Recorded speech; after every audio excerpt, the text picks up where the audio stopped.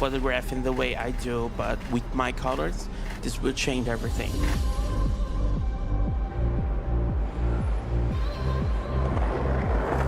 I got to see each frame, each position of its wing, and they're so beautiful that I have never seen before. Being able to move quickly and working at my brain's pace and getting those shots in the moment.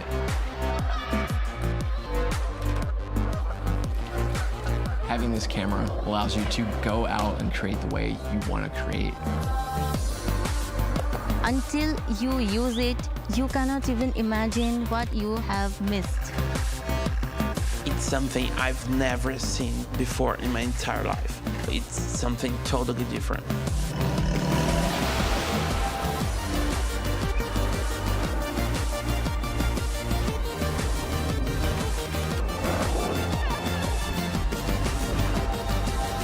Nikon Z6 III. Outperform.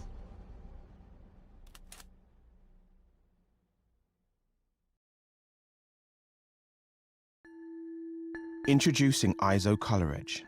Precision is essential for any professional working with images. Whether you're an artist, a retoucher, or a visual effects specialist, you need to know that what you see at the start of a project is precisely what you'll get at the end. Color Edge monitors give consistent, reliable accuracy that guarantee no surprises within your color workflow.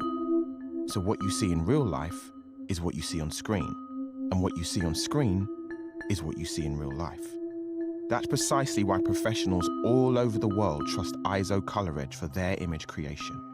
ISO Color Edge. Discover living, breathing color.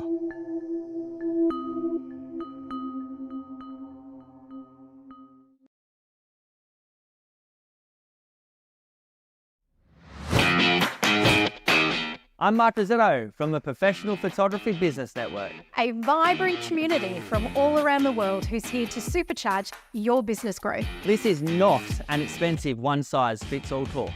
PPBN is a network, an online educational platform with training and resources to suit everyone, From those just starting out to the seasoned pros. You can tailor your journey to suit your individual business needs and challenges, all at your own pace. And there's new content added every week. But success is only part of the experience. To us, community is super important, as we all know business can be lonely. So join us today. PPBN is your unfair advantage. Let's do this.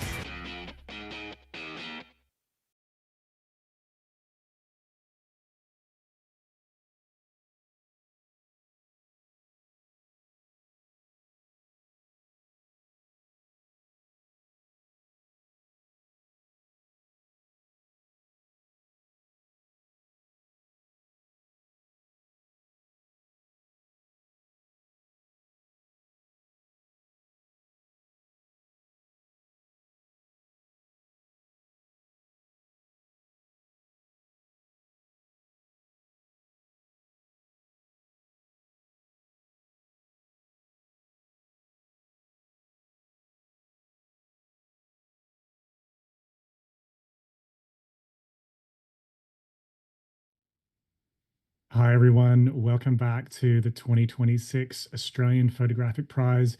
We are here today to judge the In-Camera Artistry category, which is unlike any of our other categories for the Australian Photographic Prize. I cannot wait to get into it. So thanks for joining us. You're going to see some amazing stuff today, some stuff that's going to blow your mind and really make you wonder, how the heck did they do that? So I'm here today. I'm representing our team. We have our competition director, Daniel Bingham, who is working on the software and making sure it's all really smooth as well. Behind the scenes, we've got Nathan, our broadcast producer, who has been rushing to put little notices on YouTube so you know what time we start, because we started a little bit late this time around. And we have Mel Sinclair on scribe duties today, and Mel's going to be reading out titles and context statements. And I'm our director of judging for the Australian Photographic Prize and your panel mentor for this session. That means one of my jobs is to pull together the group of judges, and I'm so excited about the judges that we've got for you today. So I want to start by talking a little bit about our sponsors and thanking them for their contributions, because we wouldn't be able to do this without them. Huge thank you to Nikon Australia. That's our major sponsor, and they're awarding our overall Australian winner with Nikon product. That's Nikon for you, Gary. Nikon product valued at up to $5,000. And thank you to AZO as well, who are providing the Australian runner-up with a color edge CS 2731 valued at $2,000. And also, we're not leaving our international entrants out. The Professional Photographers Business Network, or PPBN, they've generously provided a 12-month membership valued at $1,000 for our international winner. And you've seen those ads leading into judging, so you know the brands that we're talking about. Make sure you give them your business and thank them as well. And if you want to know who the winners or those are going to be, then you need to tune into our winners ceremony on the 13th of August. Now, today, we are here to judge the top 27 images in the in-camera artistry category. So as you know, in all of our categories, the top 30 images make it to live judging. If we have fewer than 30, then they all make it to live judging. And we have 27 images for you today. Now, I mentioned before, this is unlike any other category. I'm reading from the rules now. These are straight out of camera images of any genre or subject with no post-production of any kind, including cropping.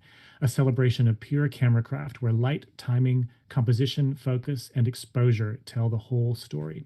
So for this category, our entrants submit the file that their camera produced, and we can do zero post-production. So if you can make it happen in camera, great. And then you give it to us and we judge it. So we have a panel of expert judges. We have 7 judges today. At any one point in time, 5 of them are on the panel, and they're scoring each image out of 100.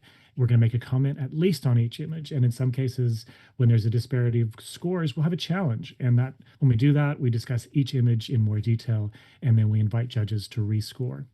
Now, when today's session is done, we're going to move to a closed door judging session where our panel is going to deliberate and we're going to determine the winner for the in-camera artistry category from the highest scoring images.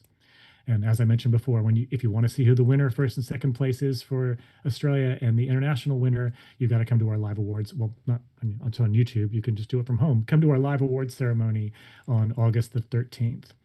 Now, I'm going to introduce you to our amazing panel, international panel of judges. I think we actually have more internationals than Australians on this one, so that's exciting. But before that, we're going to have a look at the top 27 images in the in-camera artistry category. So Mel Sinclair, take it away.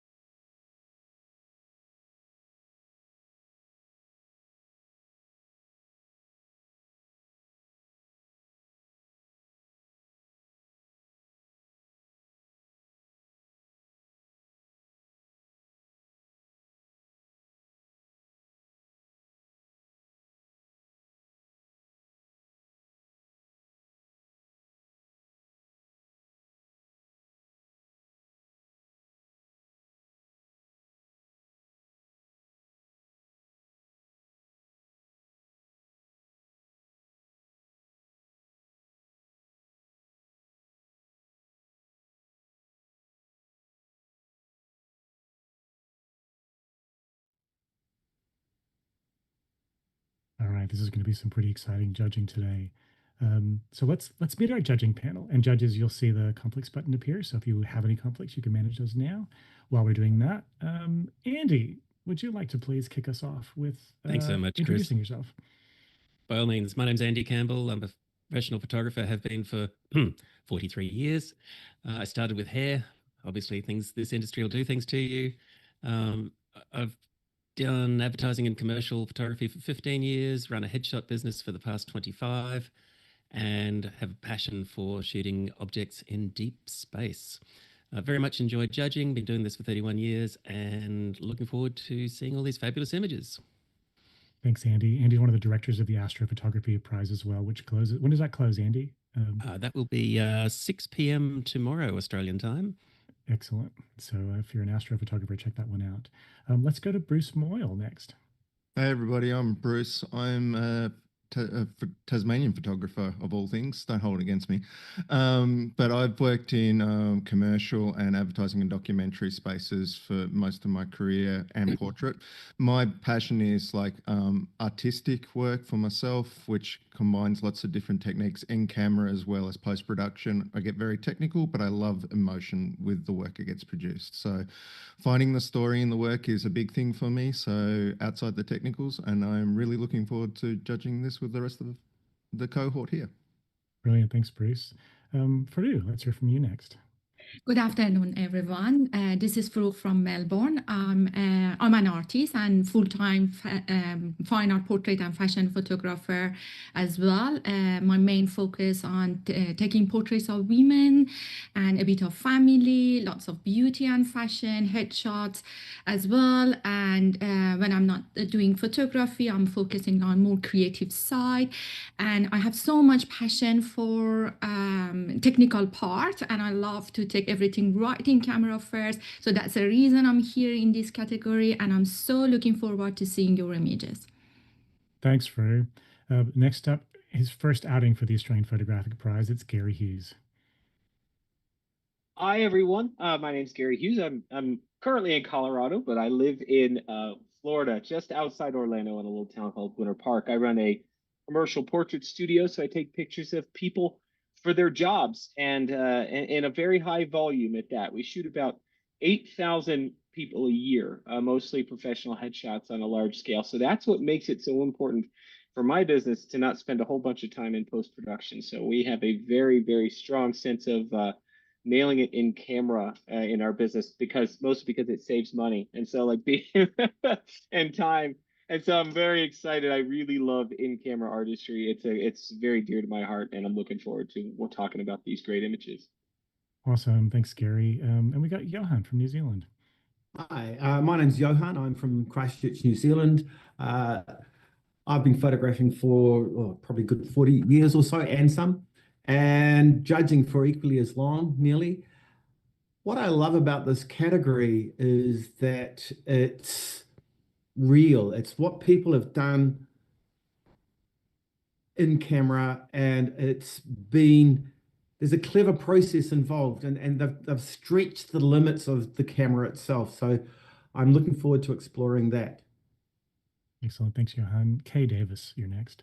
Hi, I'm at the other end of the country in Tauranga, New Zealand. I'm from Johan. He's down the South Island. I'm up the North Island. I've been a photographer for over 25 years, and my current work is based around the artistic side of it and some of the alternative processes. I've do a mix of in-camera work as well as the other end of the scale, which is heavily post-production work. So I'm really looking forward to what we've got in this category. Thanks, Kay. And last but not least, Rachel. Hi, everyone. My name's Rachel Smith. I am a New Zealand photographer based in Auckland. I've been doing photography for over 15 years. My preferred genres are landscape, nature, travel, but I dabble in lots of different genres. And I've been judging for I think about 10 or 11 years now, quite a while. And I'm really excited to see what everybody's submitted. Looking forward to it. Thanks, Rachel. I guess I should introduce myself as well. So Chris Anderson, I'm in Brisbane, and I'm a performance photographer. So I photograph actors and dancers, live theater production, and marketing for theater companies. And in-camera artistry is one of my favorite things to do, to try and make images that are exactly what was captured, and people scratch their heads and go, how did you do that? That's one of my favorite things to try and achieve. So this is one of my favorite categories, and I can't wait to see what we have for you today. So judges, are we all good to go? We're looking pretty good. We're going to start on the panel with Andrew, Bruce, Johan, Kay, and Rachel. You're going to kick off, and Faru and Gary, you're going to have a little break to start. And we're going to rotate you guys on and off pretty fast today, so there's no resting. We're ready to go. Mel Sinclair, let's go with our first image, please. All right, kicking us off, this title is Another Son of Man, and the additional information, multiple exposures, first shot on the frame, second on the subject, 2 meters behind.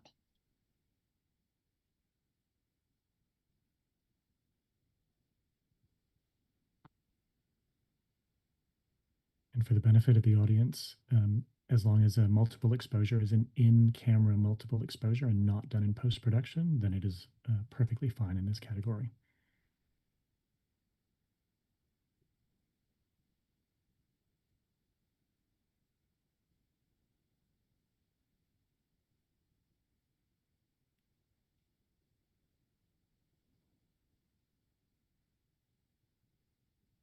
All right, we have an initial score of 84, a silver award.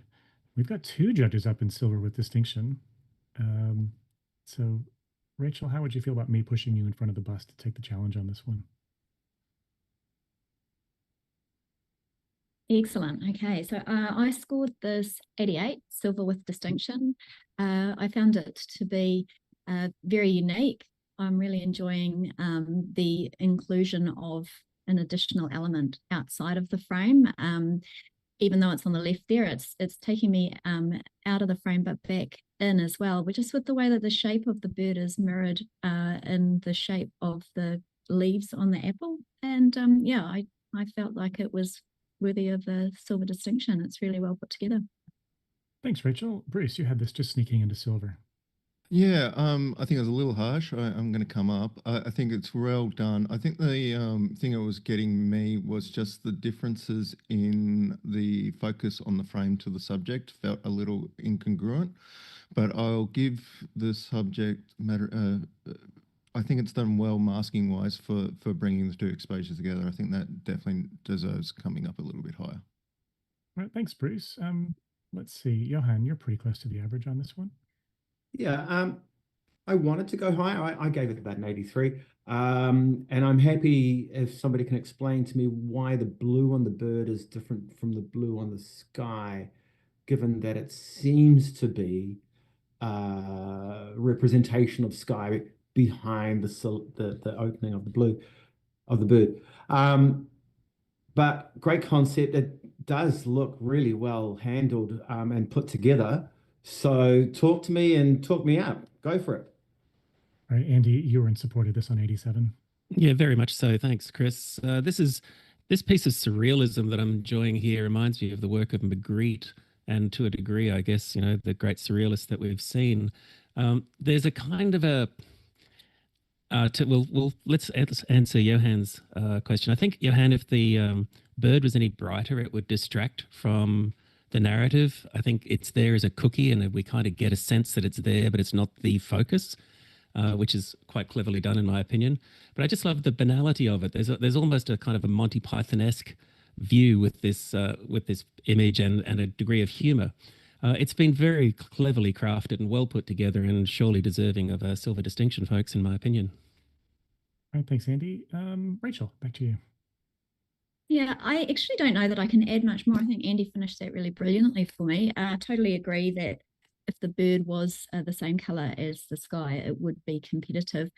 Bruce, with regards to the focus on the frame and on the subject as well, I actually think that works really, really well, because the level of detail is great, and it brings you back away from that bird into the frame and then into the face, where there's also some lovely detail. So yeah, pushing for a silver with distinction. We can do that. Thanks. Awesome. Thanks, Rachel. Rachel, you're going to leave your score locked at 88. Everyone else, please rescore.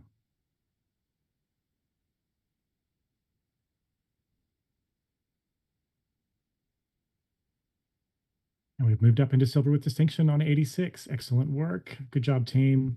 And congratulations to the entrant. That's a really good result. All right, Faru, let's bring you onto the panel. And Johan, you can have a little break. I should add, Faru and Johan just worked really hard in the creative category as well. So they're on fire today. Let's have our next image, please, Mel. Yeah, this image is titled Entanglement. And the extra information, a blind double exposure on 35mm film, self-portrait and my 2 youngest sons.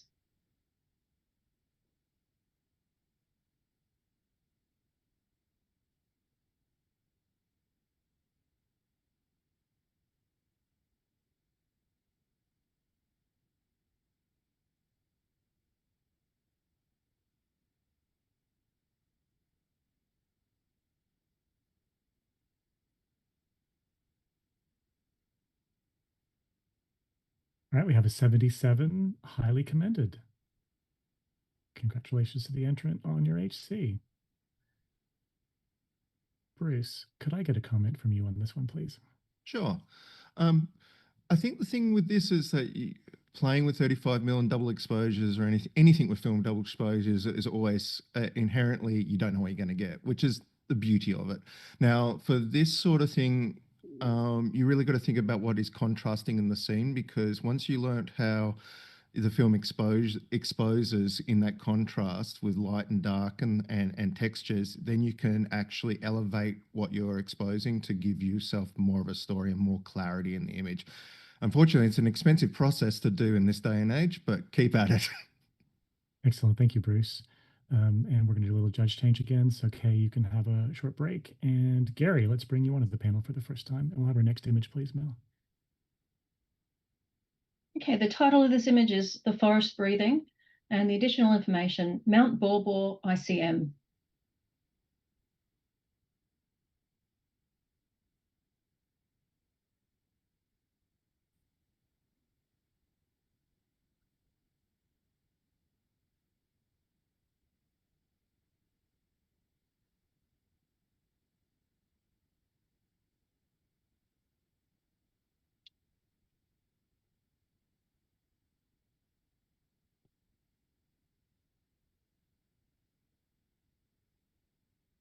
All right, we have a 78, a highly commended.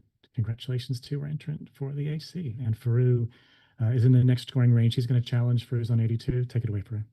Yeah, I give it 82 because this is the kind of images we see it a lot in the creative category, but there was so much post-production happen playing with the color. But it's so true. This image is so true to what it is, but we can get it first to play with it, but it's in camera category. You see the raw file, and that's the beauty of this file, because there are so much details happen in the brightest area, so it means the photographer could get it very well in terms of exposure.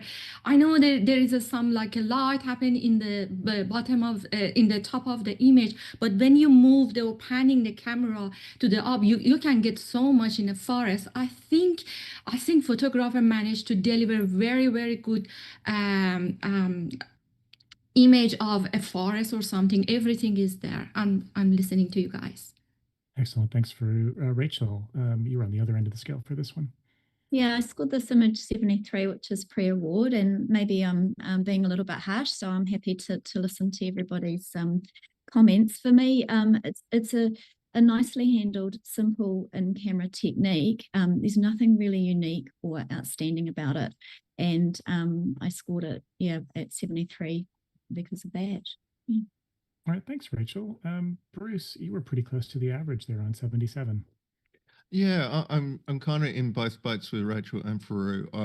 The technique is something we see a lot, but it is well handled. I think the thing for me is there is no real blowouts, which is something that happens a lot in this space if you're not careful. But also, like the sky at the top of the frame, those little bits coming in, I don't know if we want more or less of it. I think that's the thing that's distracting me the most about it. I either need to see more to really make sure we see the top of the trees and get that idea of height, or we don't have it at all and we really rely on texture. So I'm sitting in the middle because I'm a little wary or iffy on that little bit at the top.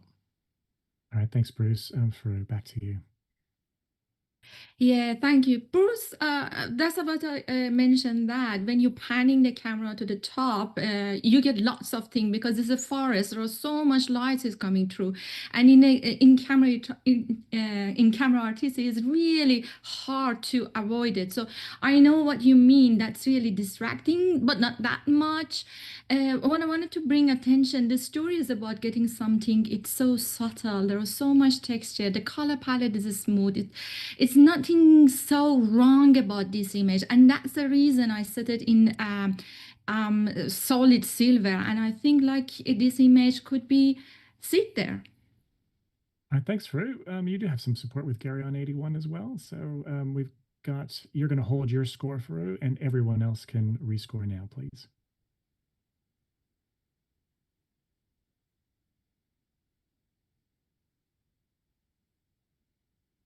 And we've moved to 81, Silver Award. Excellent work, team. Great work. Bruce, we're going to give you a little break from the panel, and Johan, let's bring you back on. And Mel, we'll have our next image, please. Okay, the title of this image is Despair of a Vine, and there is no additional information.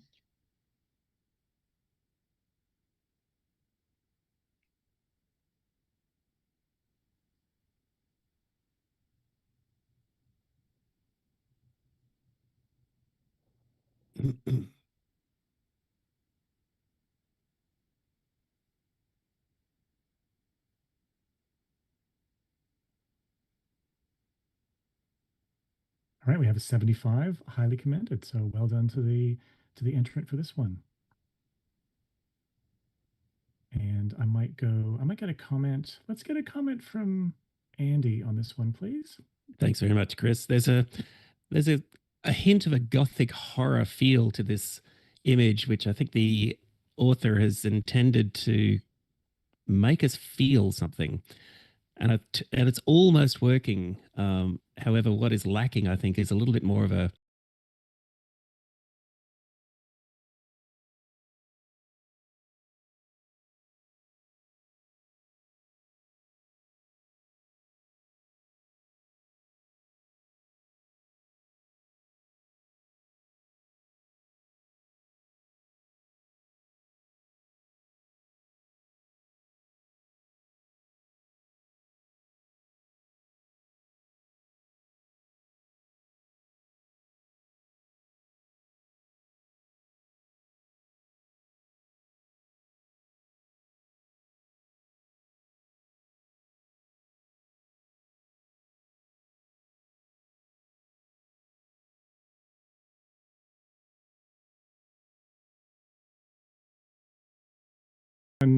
If you were at home, I got a couple messages from people. If you're at home going, what's happened to the YouTube stream? We did lose our stream for a moment there. So sorry, everyone. That was technical difficulties on our part. Hopefully we're back up and running, and we're back to where we were. Where we were before, Andy was just leaving a comment on the previous image, and I think we got most of the way through that comment. So we're going to move ahead into the next image. So if we want to take off that blank screen, and then Mel, if you could please read out the title and additional information, please. Okay, the title of this image is Floral Frenzy, and there are additional information, ND, Colourful Flowers in Action.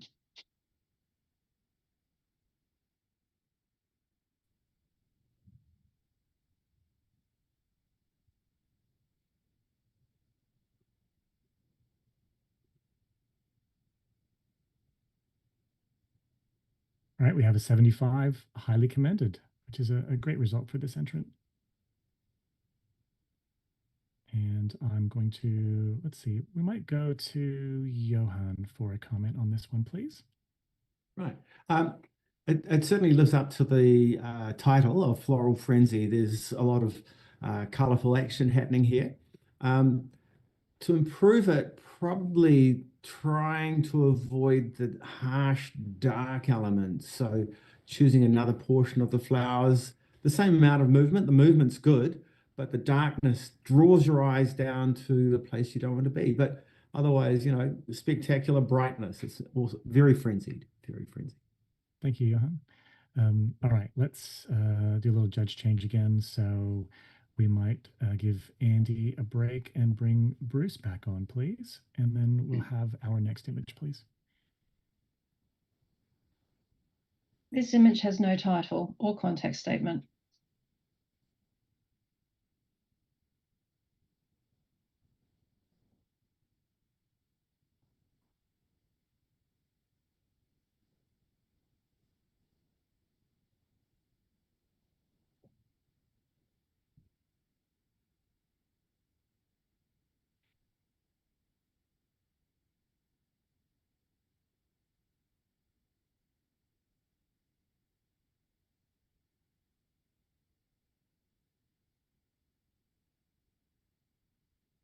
All right, we have an 82, a silver award.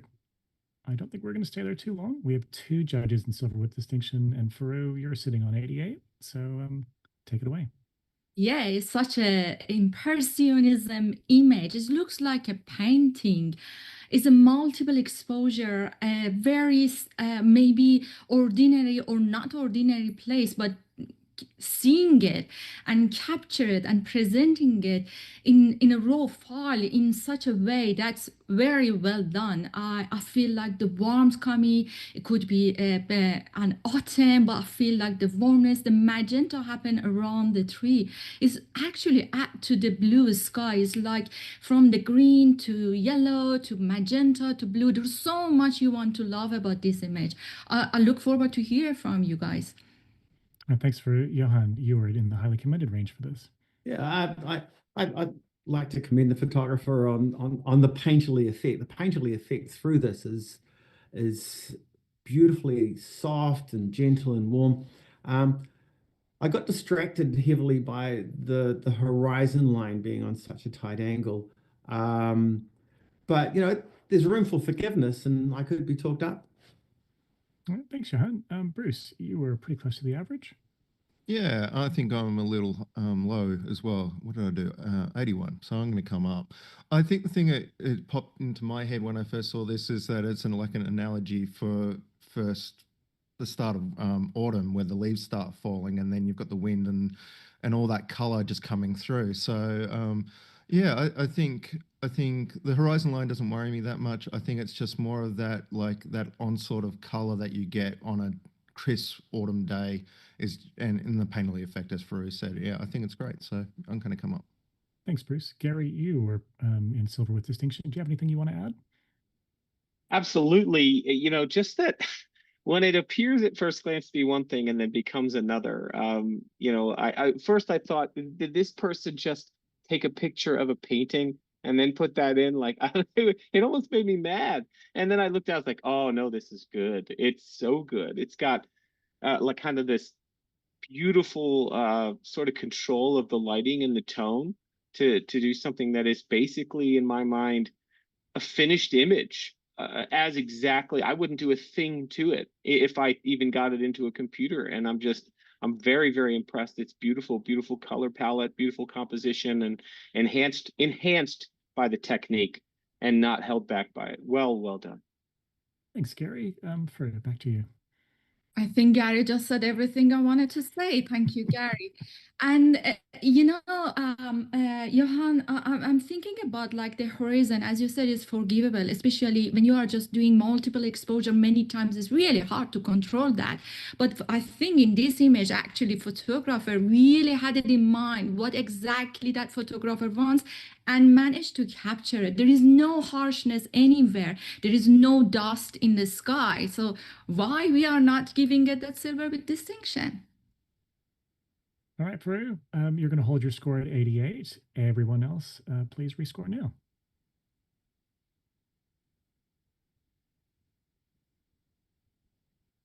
And we have an 86, silver with distinction. Excellent work, team. It's really great to hear you all passionately making your case. I love it. Let's do another judge change. Farouk, you can take a little break, and Rachel, you can come back on. And Mel, let's have our next image, please. This image has no title or additional information.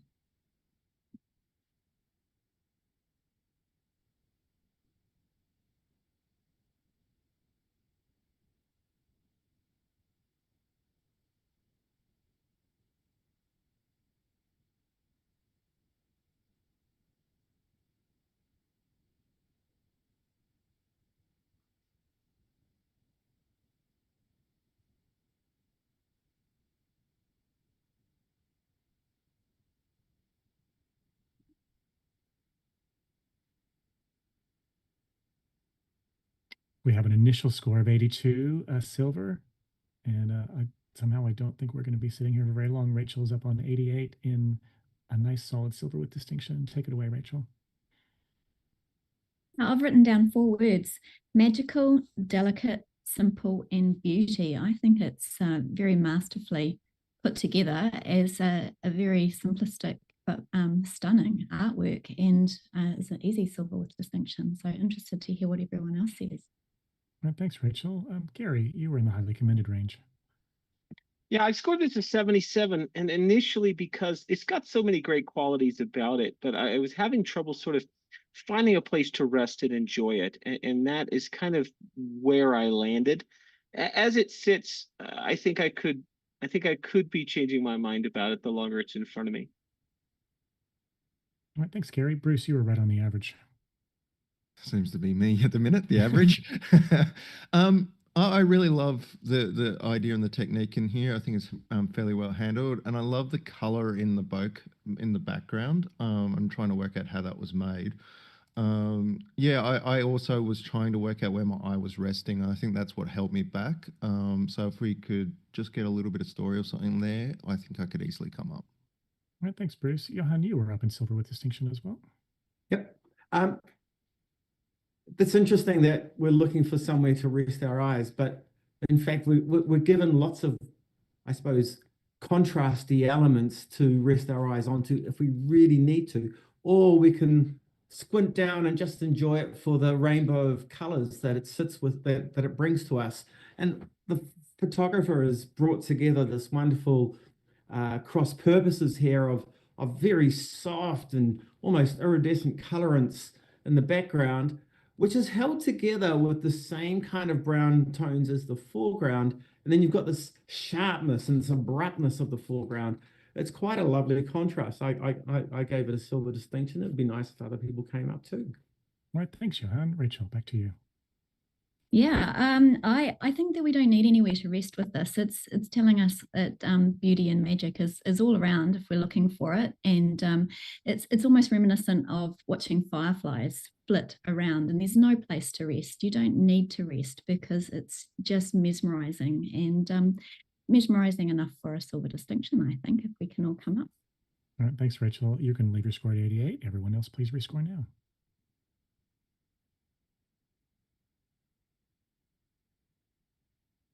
And we have an 85, silver with distinction. Excellent work, team. That's great. Let's do a little judge change. Gary, you can have a short break. And Andy, let's bring you back to the panel. And Mel Sinclair, if we could have our next image, please.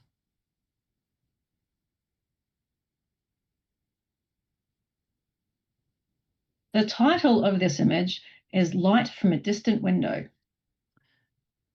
Now, there's something particular about this image. You'll notice that the entry at the bottom right says that it's been modified. So sometimes we'll have an entry that for some reason is not suitable for public display, whether it's YouTube or on the gallery, and that could be a portion of the image or the entire image. For those entries, we show a modified version to the audience. Now, the judges will always see the original unmodified entry, and that is what they're judging today.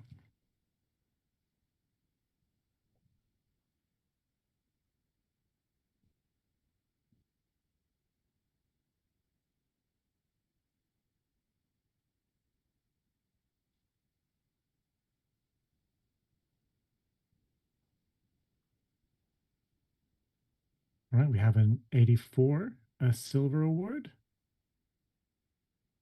And there's pretty solid scoring across the team there.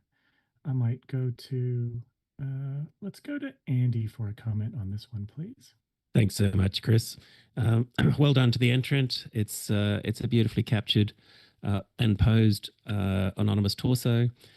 My only concern with this one, and the reason I haven't gone higher, is I think the background itself is a little distracting, and were a different choice of aperture used here to knock that background out of focus, so we could focus more on the form and the I guess the body painting, it would have been even stronger and perhaps gone to the next level. So something to consider in future, but you're definitely on the right track there.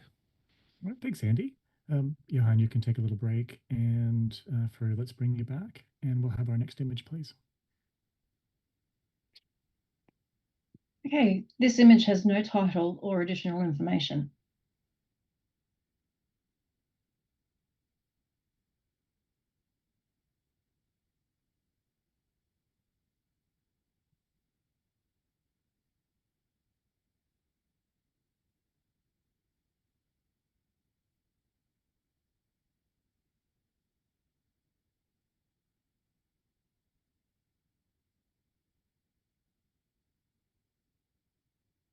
We We have a 77, highly commended. So congratulations to the entrant on your HC.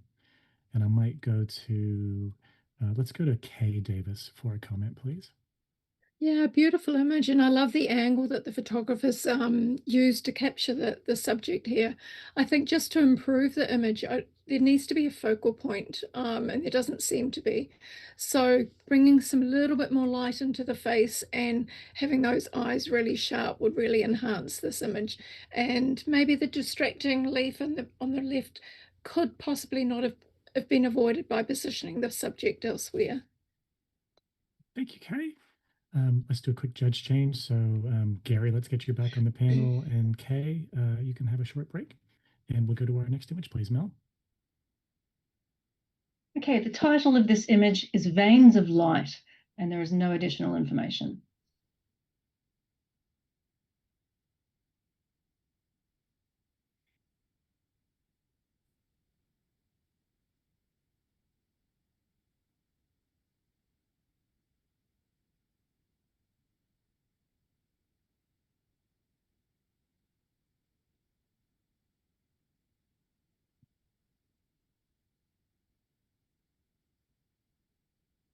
We have a 76, highly commended. So again, congratulations to the entrant on that. I might get a comment from, let's go to Bruce for a comment, please. Thanks, Chris. Doing ICM with lights and especially like fiber optics and things like that is always fun and interesting. The catch with this when you're trying to make it something more elevated is finding that particular line or streak and compose it in a way that gives us something of a narrative, something of a little cookie or glimpse or something that will make you go, oh, even if it is in the background a little bit. Like it's a fun thing to do, and it's an easy thing to actually keep playing with when you're running with a digital camera. So keep playing with this because it's super fun, and yeah, you'll find something really cool. All right, brilliant. Thanks, Bruce. Rachel, we're going to give you a break. Johan, are you back at your station? Are you good to go? He is indeed, and you're on duty now, Johan. And let's go to our next image, please, Mel. Okay, the title of this one is The Brandy of Distinction.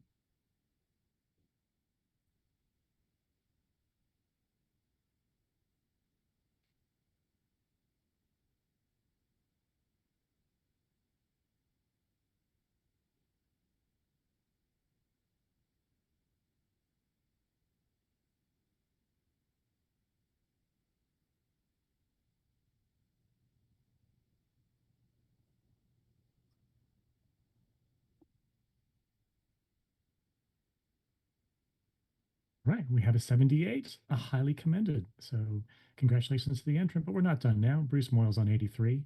We've got, Bruce, you've got some support with someone else on 83 with you. So take it away, Bruce. Cool.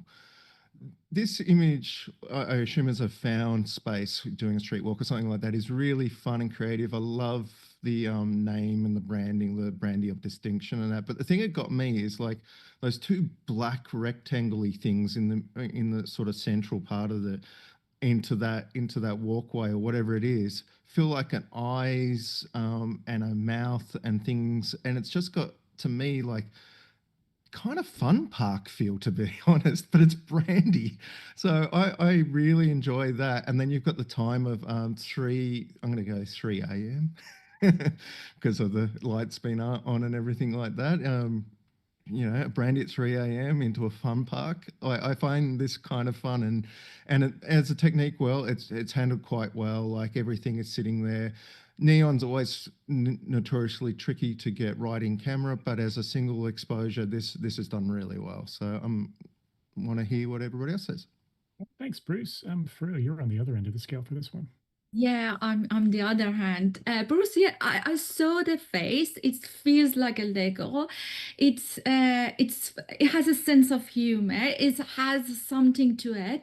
I got excited about it, but I couldn't find anything because it's all about brandy and it is an excitement time of the day. But what is brandy there? You know what I mean? I want some action, something, a cookie, something that is really talk about and give me the sense of the location as well. Thanks, Faru. Andy, you're in support of this image. Yeah, very much so. I'm reminded here of a Wes Anderson film because the symmetry and the color palette are very much in that genre and style where the director cuts away through the middle of a house and you get this panning effect. And my feeling here is that we're panning down and we're about to go into one of these tunnels and we're going to see what Faru wants to see. It's leading us in there. It's teasing us. And it's quirky and funny, and I think it's really cool. Thanks, Andy. Bruce, let's come back to you to wrap us up. Yeah, I think what Andy was saying is like you don't know what's there because you got to walk through that tunnel, and I think that is sort of the joyfulness of this and the idea of that. Are you walking into a brandy space or something more insidious or something like that? I think it's really interesting, and I would recommend you come up. I was on 83 in silver, so I would like to see it come up into silver. Thanks. All right, brilliant. Thanks, Bruce. Bruce, you're going to keep your score at 83. Everyone else, you can rescore now, please.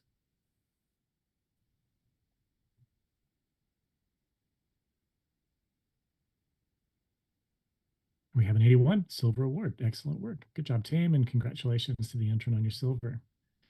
Okay, let's. Oh no, actually, sorry, Rachel. Let's bring you back on, and Andy, you can have a little break, and we'll go to our. Have I messed this up completely? Maybe I have. That's okay. We're fine. We're gonna do it anyway. Let's go to our next image, please.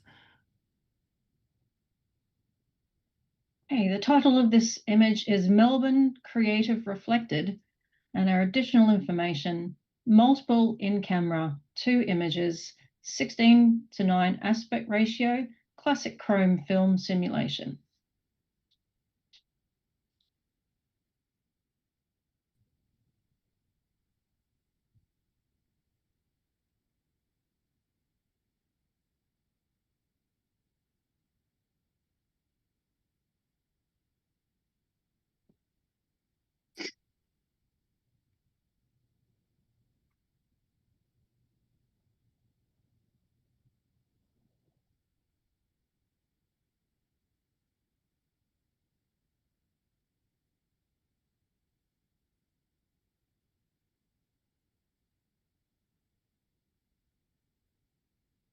We have a 78, a highly commended.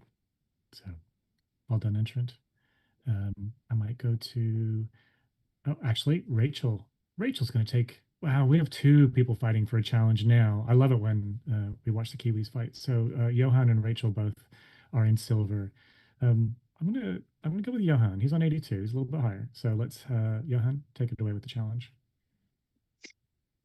Yeah, I think one of the things that we would be easy to forget is that we're in the in-camera artistry category, and if we take away our knowledge of this location and everything, and then just start enjoying this image for what it's presenting to us, and that focus with the 2 pale red structures in the middle draws us straight in. The illumination of that area, it being that much brighter, takes you there, and you go on a journey through this whole image, and it's complex on the sides. It's got these pillars each side, and it draws you in, and then you're rewarded by exploring that little bit of tech in the middle. I think the photographer's done a great job of in-camera artistry. I gave it an 82. I'd like to see a score that started with a silver. All right, thanks, Johan. Faru, you were on the other end of the scale for this one. Yeah, I guess maybe I was a bit harsh. Yeah, it's in-camera artistry, and that's a raw files, and there's so much in details that I love, but so much also is distracted me as well. It's a multiple exposure, but in kind of mirroring each other. So there is so much busyness from around the corner coming inside, like the shadow in the bottom and the shadow in the right top. It's when you see it, your eyes is jumping between these 2, and all these beautiful details in the middle is just missing for me. But maybe as you mentioned it, I can just discover more, explore more, because I wanted to come up a bit, but not sure still I'm going to silver. Thanks, Farouk. Gary, you were right in the middle of the or the highly commended range for this one. Yeah, I'm a big fan of these of this particular film simulation, and this color palette's just really tasty. And I don't know this location at all, so I have nothing but to look at it in its abstract kind of graphic sense. And what I'm seeing is a very nearly excellent image that has some real potential. But what's holding it out of a higher category for me is the near symmetry. And so if you've got more room on the towers on the left than on the right, and the towers are straight on the left and not straight on the right, and there's just that in-camera double exposure is so hard to nail it, but it's just such a really, really close thing that I'm missing just a little bit more craftsmanship, particularly in the composition. All right, thanks, Gary.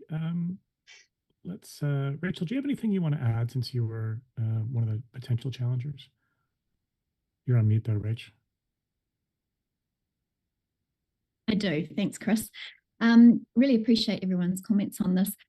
I find this is a beautiful example of an industrial landscape. And as Johan mentioned earlier, those two red elements bring you right in.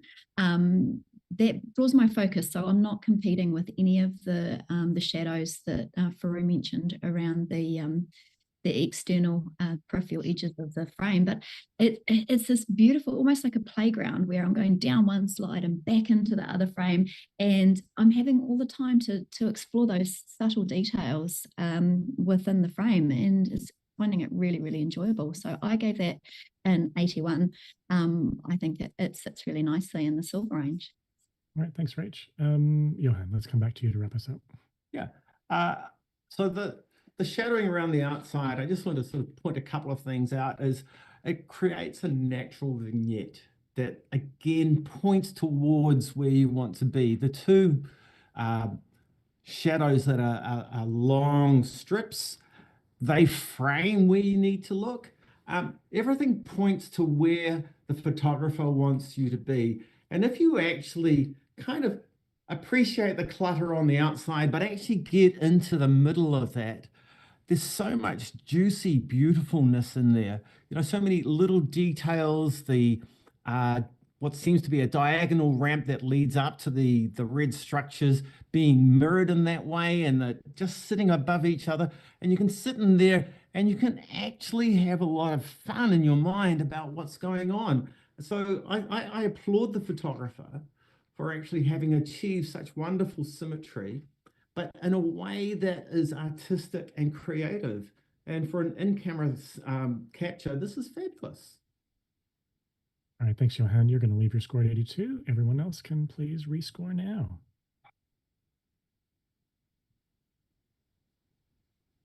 And we have an 80, a silver award. Excellent work. Brought it up to a silver, so congratulations to the entrant.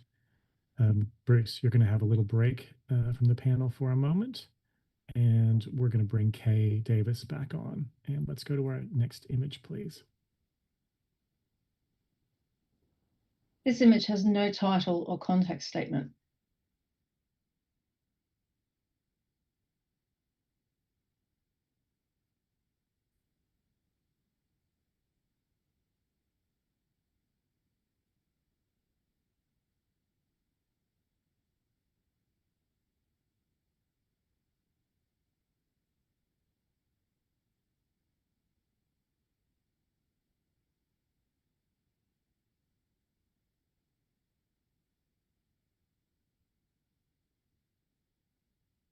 And we have a 79, a highly commended.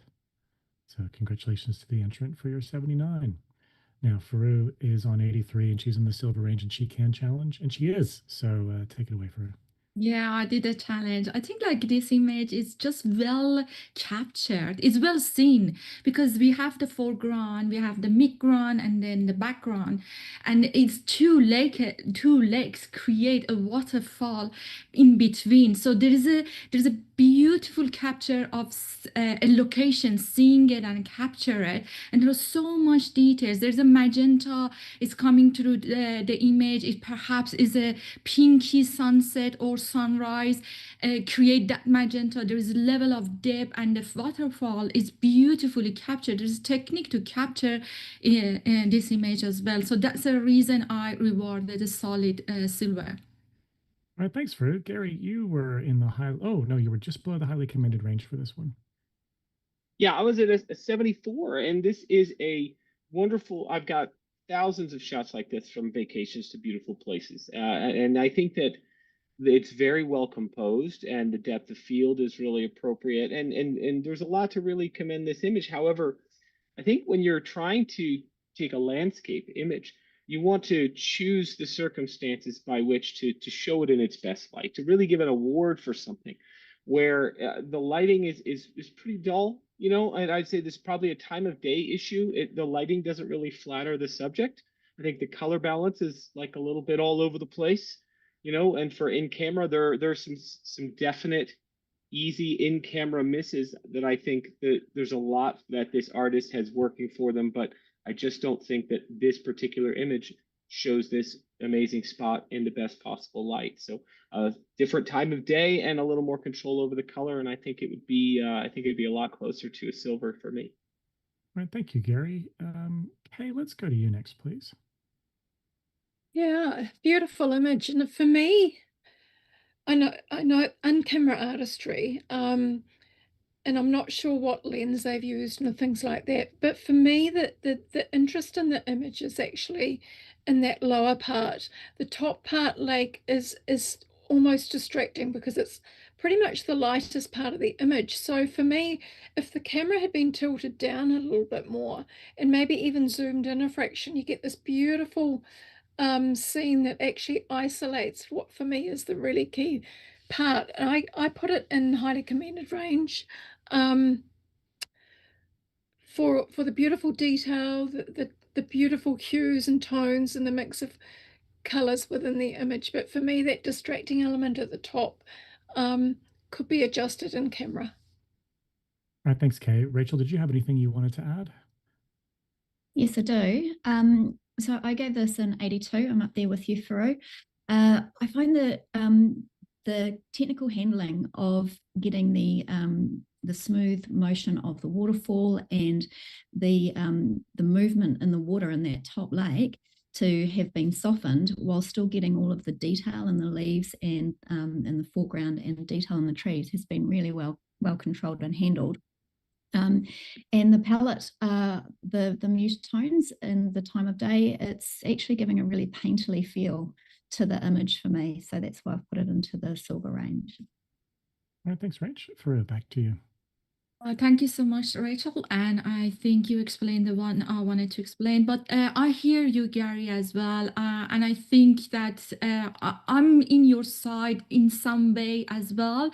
The time of the day might be a different time, that more the image more be like a vibrant and colorful, or there's a golden light is coming. But what if the photographer is traveler and happen to have experience lots of day like this? Yeah. So in a way that everything deliver in such a layer of landscape, like the lake, the waterfly, and the lake in the background, which I think the lake in the background actually add to this step. So to me is just we needed 1 point to reward the photographer seeing something and try to capture it in a way that that create a sense of the location, a serenity moment, and with a good exposure, not that much harsh or bad, or everything is not really sitting in a bad pose to not sitting in a silver range. Thank you, Farouk. You're going to leave your score at 83, and everyone else can rescore now, please.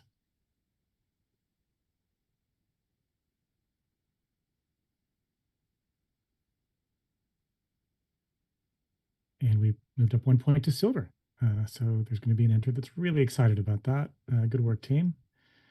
And let's see, you can have a little break, and let's bring Andy back on, please. And then we'll have our next image, please, Mel.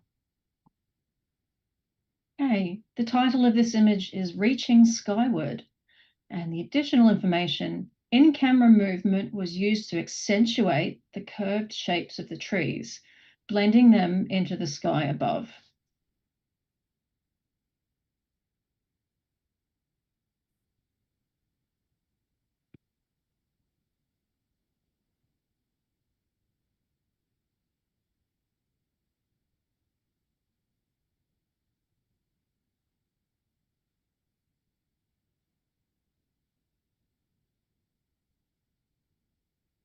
We have a 77, a highly commended. So congratulations to the entrant on your highly commended.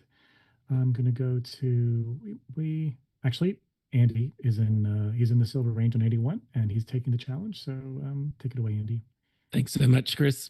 There's a lot to see in this image, and there's sort of the pareidolia effect really kicks in here, where if you take for a moment, you can look at it as an aerial shot, and you can see a lake with some braided rivers coming into it, or you can take it as it was with what the entrant actually said that what they were going to do, and you can almost see fire here, where the embers of these trees are leading up, and it's sort of a bit more catastrophic. From that point of view, I'm really enjoying the way that we can use our own mind to interpret this, because blurry art is obviously there for us to, use our imagination a little bit. And in this case, you can see this sitting on in a hotel room on the wall, and you could see something different in it every day. Thanks, Andy. Kay, you were on the other end of the scale for this. Yeah, I've scored it in the pre-award range. For me, I think there's just a little bit too much information in terms of what the photographer's seen within the scene. I love your interpretation, Andy, of the aerial shot. I think that actually does add another perspective to it, and I will probably come up because of that. I do want often with these ICM shots, people do use the landscape format quite a lot. And for me, if they had isolated elements of these branches by maybe turning the camera in a portrait mode, it would actually simplify and accentuate some of the beautiful fiery textures that are happening within the image. So that's where I'm sitting. I'm looking to come up, and I love your interpretation. Thanks, Kay. I might go to Johan for a comment, please. Good. And I'd like to echo what Kay's been saying about Andy's comments about, how he's sort of seen it in a way that I hadn't actually neither had I seen. I agree with Kay that perhaps as a vertical image, it might have been stronger. Then you probably wouldn't have got that little bit of flaring down the side. And it was a little bit of flaring down the side that actually distracted me from the core of the image. I gave it a highly commended. I could lift a little bit in there. I don't know if I can go to a silver, but every bit counts. Thanks, Johan. Andy, back to you. Oh, thanks, team. Yeah, Johan, I agree with you. The flare is a little distracting, which is why I'm only asking for silver here in this case. But what I also suggest is that this color palette is so harmonious. You can just rest your eye on this thing and just let it drift and, take you into a little dream world. So for that, folks, let's bump this one up to a silver and make someone's day. All right. Thanks, Andy. You're going to leave your score at 81. Everyone else, please rescore.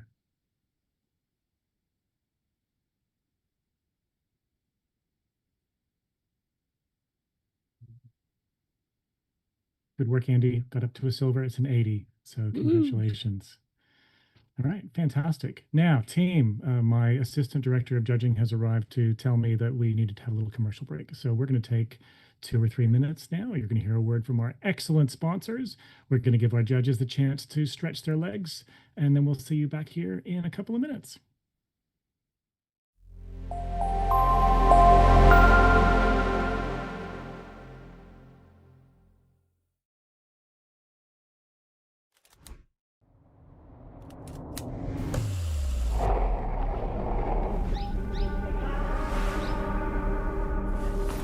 Wow, photographing the way I do, but with my colors, this will change everything.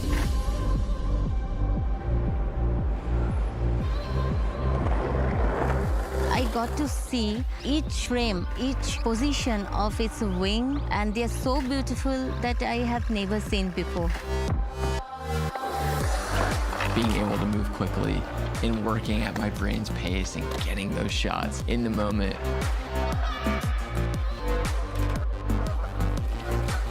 Having this camera allows you to go out and create the way you want to create. Until you use it, you cannot even imagine what you have missed. It's something I've never seen before in my entire life. It's something totally different.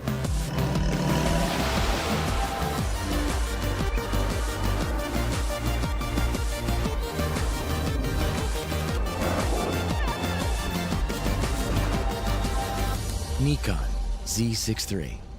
Outperform.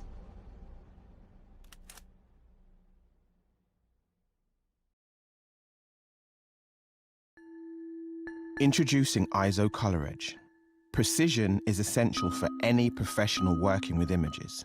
Whether you're an artist, a retoucher, or a visual effects specialist, you need to know that what you see at the start of a project is precisely what you'll get at the end. Color Edge monitors give consistent, reliable accuracy that guarantee no surprises within your color workflow. So what you see in real life is what you see on screen, and what you see on screen is what you see in real life. That's precisely why professionals all over the world trust ISO Color Edge for their image creation. ISO Color Edge. Discover living, breathing color.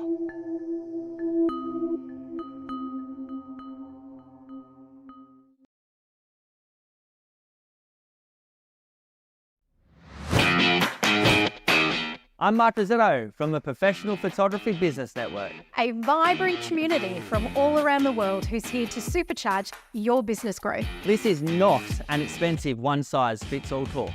PPBN is a network, an online educational platform with training and resources to suit everyone. From those just starting out to the seasoned pros. You can tailor your journey to suit your individual business needs and challenges, all at your own pace. And there's new content added every week. But success is only part of the experience. To us, community is super important, as we all know business can be lonely. So join us today. PPBN is your unfair advantage. Let's do this.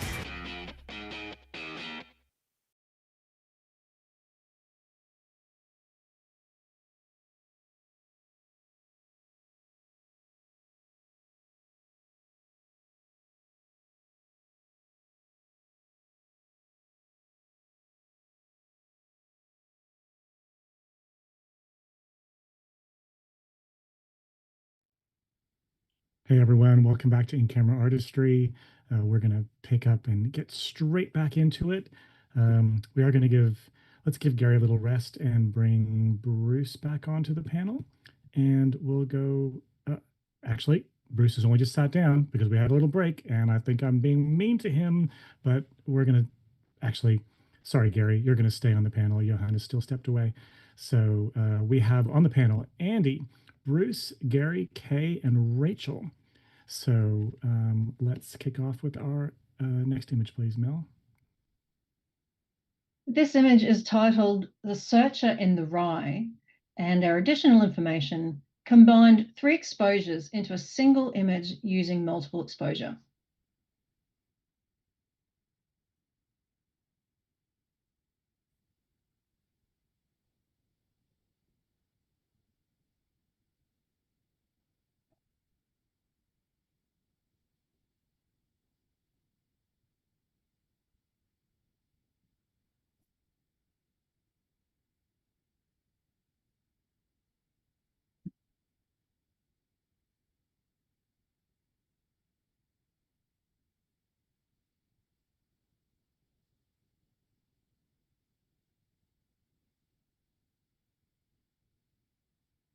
We have an initial score of 80, a silver award, and Bruce sitting on 88, way up there in silver with distinction. All yours, Bruce. Okay, so This is actually pretty impressively handled as a single exposure, or it's a multiple exposure, but on a single frame. It's done really, really well. Getting the subject to be in the right spot in the frame, getting all the emotion and directing the subject, the actual capture in their eye, the middle one, which the viewers online probably can't see it, but he's got tears in his eyes. We've got the see no evil, hear no evil, all that sort of stuff as well. But also the book Catcher in the Rye, like you get to the rebellious bit on the right hand side of the image. It's got so much story in this, and also really, really well executed to actually make sure that everything sits in the right spot. So I think this is worthy of a silver distinction, guys. So come up with me. I'm on 88. So yeah, let's see where we go. All right, thanks, Bruce. Andy, you saw this quite differently. Yeah, I'm I'm going to need a lot of help with this one from Bruce and Co, because I'm not seeing the narrative here. I applaud the use of technique, but what is leaving me cold is the story. I'm frankly just not getting it. So help me out here, folks. All right, thanks, Andy. Let's go to Kay Davis, please. Kay, you're on 82, right in the silver range. Yeah, I've awarded it in the silver range for what Bruce has actually said. The technique has been well handled. Positioning and everything has been, really well handled. I'm not getting the real story from the image, and I also wonder whether the black background is doing any disservice, or whether I'm wanting some more information to actually give me some more narrative around the story, as opposed to making it more of a technical exercise, which is to me is what it feels like. I'm listening, but yeah. Well, thanks, Kay. Back to you, Bruce. Okay, so story-wise, so this has a prescribed text in some places. I actually haven't read it, so I will go on that, but I know a bit about the story, and it is about rebelling and teenaging and going out and doing different things from my memory. So for me, this is like a prescribed text. The left-hand side, I don't want to deal with this. It's just another story, another book I have to read, and then the middle one is I've read it and it's actually moved me. And the right hand side is I identify with this story, and I am J.D. Salinger. I am that person. I am going to be that person. So to me, this reads as a story of somebody who didn't want to deal with it and then completely identifies with this story. So I think it's worthy of a silver distinction just on technique alone. But yeah, the story for me is there as well. Brilliant. Thank you, Bruce. Bruce, you're going to keep your score locked at 88. Everyone else, please rescore.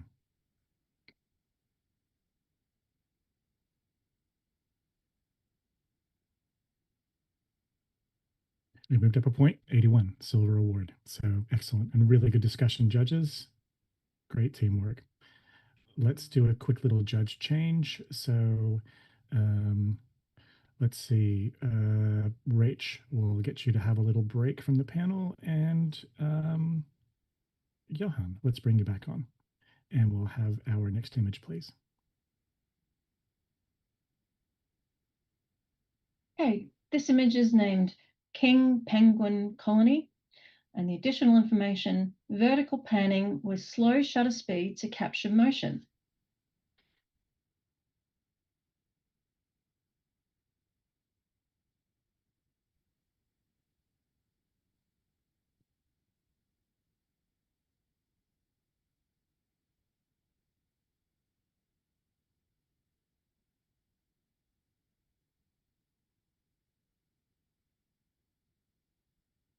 Right, we have an 81, a silver award. Congratulations to the entrant, and pretty consistent scoring, not too far away from all of our judges.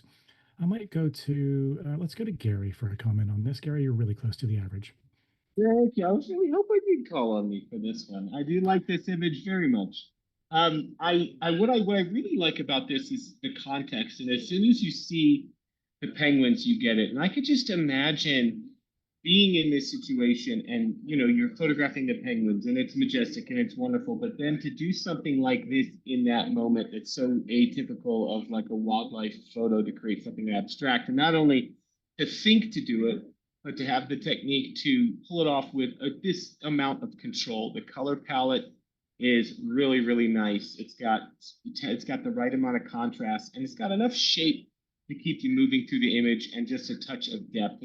There's a lot to really like here. Just well done. Excellent. Thank you, Gary. So let's do a quick judge change. Andy, you can have a short break, and Faru, let's bring you back on, and we'll have our next image, please. Okay, the title of this image is Multiple Exposure, and the additional information, a 4 times multiple exposure of the tree.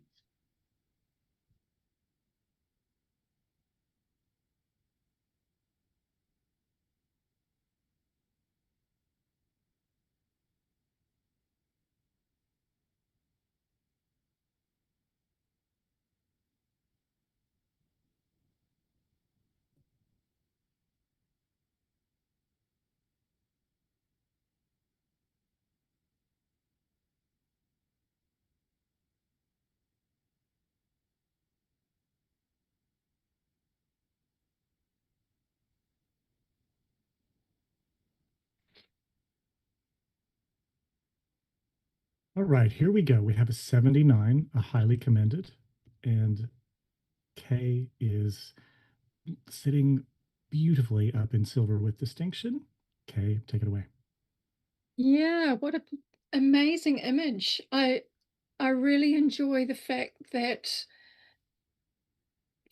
the fact that there's the multiple exposure, but that it's not symmetrical. I think having that off balance effect really, really enhances the overall impact of the image.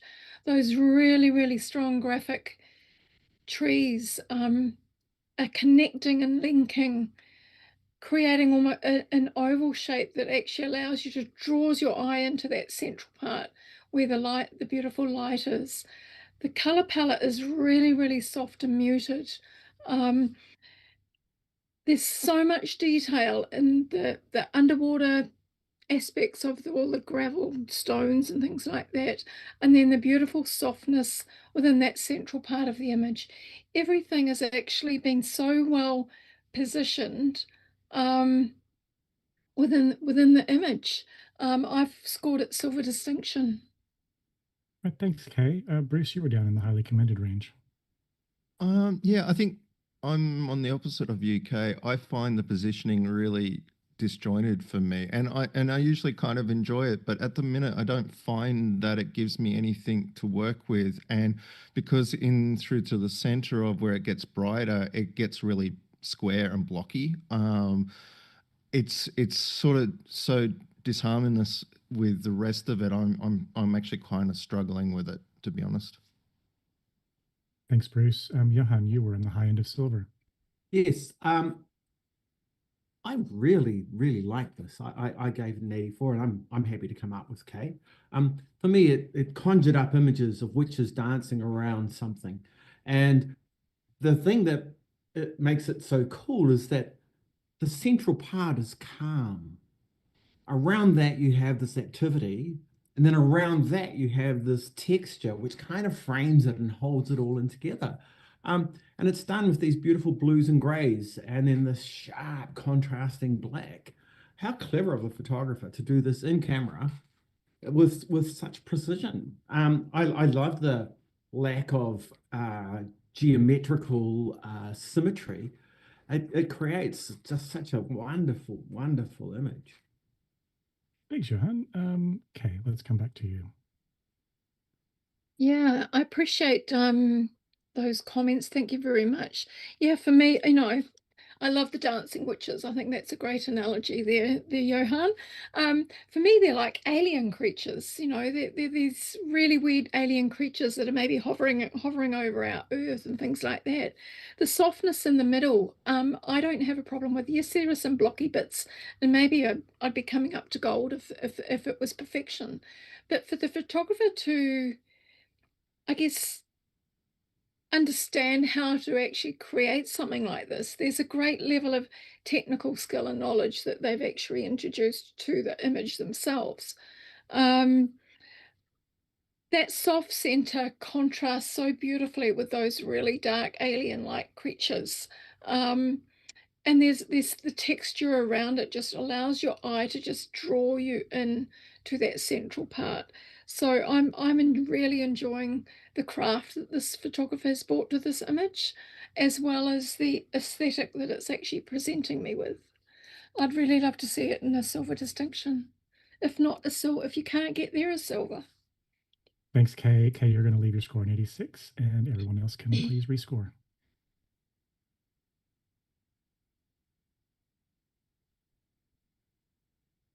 And the images stayed at 79, highly commended, with excellent discussion. And Gary, I should probably explain to you, this is perhaps the most photographed tree in Australia and New Zealand. Well, in New Zealand for sure, but in all of Australia and New Zealand. So I don't think there's a photographer down here that isn't going to recognize it when we say the tree. So, I got it from context. excellent. I appreciate it. All right, and Gary, we're gonna give you a little break for a moment, and then we're gonna bring, who are we bringing back? We're gonna bring Andrew back, and we'll have our next image, please. Okay, the title of this image is Sanctuary, and there is no additional information provided.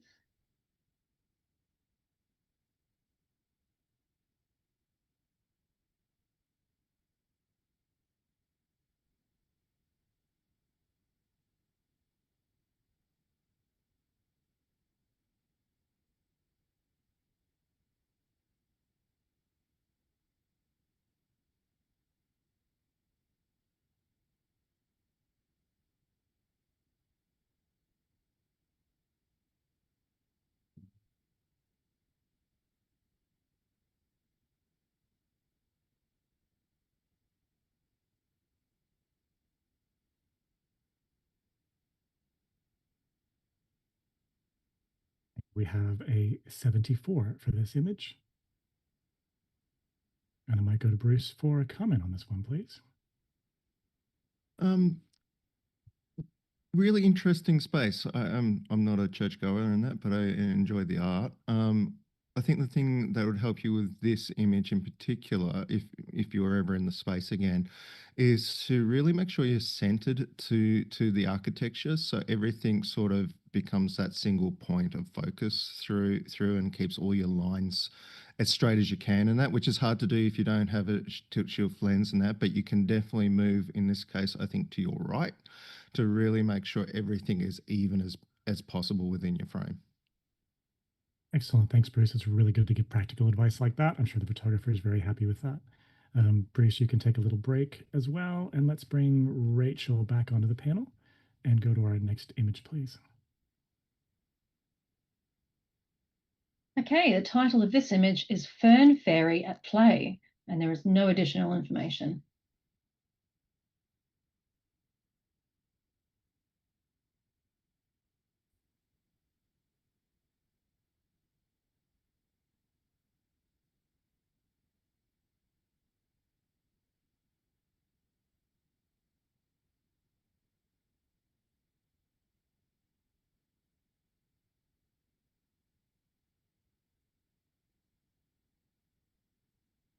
And we have a 75, highly commended. So congrats to the photographer there. Let's go to, who are we going to go to for a comment? I'm going to go to Kay for a comment on this one, please. Yeah, I love the beautiful, vibrant colors and the movement in the image. It you can just imagine going through a forest and the leaves being moving around with all the wind and everything. I think for me, in terms of where it's sitting in the highly commended range, there's not a lot of focus in terms of where you can focus. You're drawn to the very right hand side, and yet a lot of the information that's within the image is very, very dark. So I think maybe think about whether you can actually light the subject with a torch or whatever it might be, just to bring a little bit more information into what is probably 3/4 of the image. All right, thanks, Kay. Really good feedback there. Kay, you can have a little break for a moment, and we're going to bring Bruce back onto the panel. And then, Mel, let's have our next image, please. Okay, the title of this image is Midnight Ember, and the additional information, Adaptalux studio lighting, this daylily glows between shadow and electric color.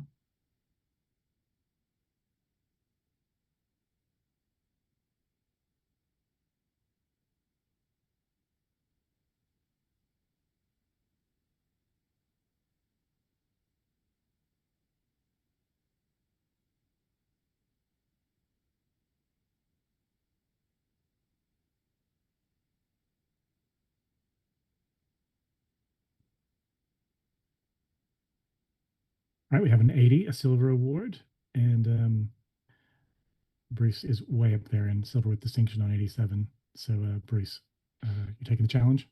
Yeah, let's do it. Fantastic.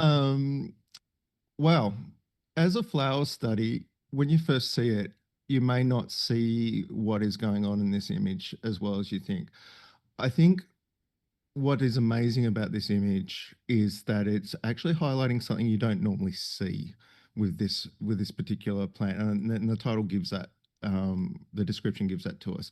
It glows. It's got some UV happening on this. It's actually popping those ultraviolets into the camera, and they can be pretty hard to handle and keep the other colors happening in context. It's usually one or the other. You can flood it. So actually just highlighting the edge of this flower to showcase the luminescence that comes off it is really, really well handled. So I'm at 87. I'm in silver distinction. I think it's worthy of coming up to that just for the technique alone in lighting and getting this flower to showcase something that we don't normally see. All right, thanks, Bruce. Fru, you were on the other end of the scale for this one. Yeah, Bruce, I feel like you're totally right to explain the technique, and I feel like the left side of the flower with that metallic color on it, with the texture, with the sparkling feeling to it, it's so beautiful, and we miss the right part of the flower with nothing happened. It's muted, it's just dissolved to the shadow. I feel like the lack of the second light and the second treatment to the right side of the image and create such a beautiful rim light around the flower with the same treatment definitely was something that I was sitting in silver with distinction, but I'm listening. All right, thanks, Fru. Rachel, you were on 80, right on the average. Yeah, I'm happy to come up with you, Bruce. Your description of the lighting and stuff really helped me out, but one of the things that I'm really enjoying with this image is the way that it is reminding me of other elements of nature. So as a studio nature portrait, it's making me draw parallels with bioluminescence in the sea, and I'm really, really enjoying that. So for that reason, I'm quite happy to come up as well as the explanations that you've given. All right, thanks, Rach. Bruce, let's go back to you to wrap it up. Thanks everybody for your comments. I think for one of the things would be if we wrapped it all the way around with the UV, I think it would actually lose a lot of the color. And part of this is that you don't see this unless you're at night. So we need to have a little bit of shadow. And I understand that it falls off a little bit onto the right. And that's one of the reasons why I never went up to gold. But I also think as it's handled at the moment, it gives you context of the time of day as well as what is happening with the flower, as well as keeping us grounded to what the flower is in daylight as well. So I think it's worthy to come up to at least the silver distinction. Thanks. All right, thanks, Bruce. Bruce, you're going to leave your score at 87, and everyone else, please rescore.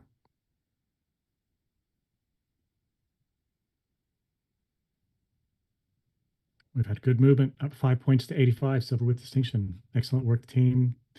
2 thumbs up for Bruce. Fabulous. All right, let's bring Gary back onto the panel, and Johan, you can have a little bit of a break, and we'll have our next image, please, Mel. Okay, the title of this image, The Softness of Violets at the Carnival of Flowers, and our additional information, neutral density, colourful flowers and movement.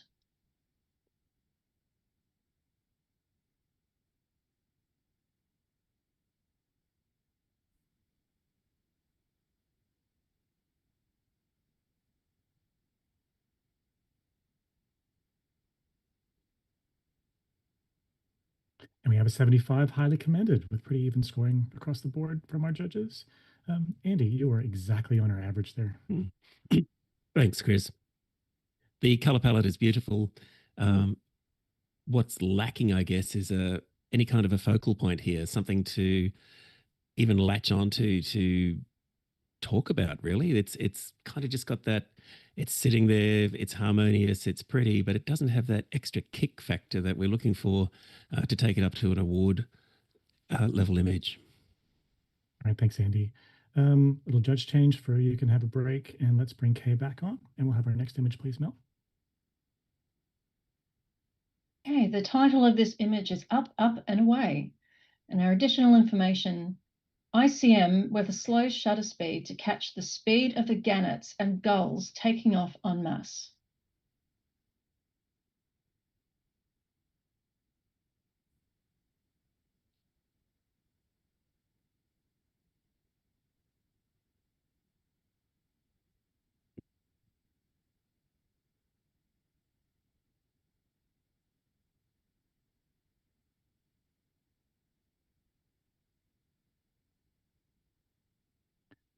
All right, we have a 77, a highly commended. And let's go to young Bruce Moyle for a comment on this one, please. I like the fact you said young. Okay. This is actually a perfect example, which I think happens to everybody who's trying to do in-camera artistry. You need to make sure that your lens and your sensor are clean. This is full of dust spots, unfortunately, when you zoom in on it. So it is the bane of all our existences making this sort of work. You've got to be meticulous with it, and it's when you do long exposure, it comes out even more. So yeah, if you're going for something like this in the future, and I hope you do, just make sure that you're actually really making sure that your equipment's really clean.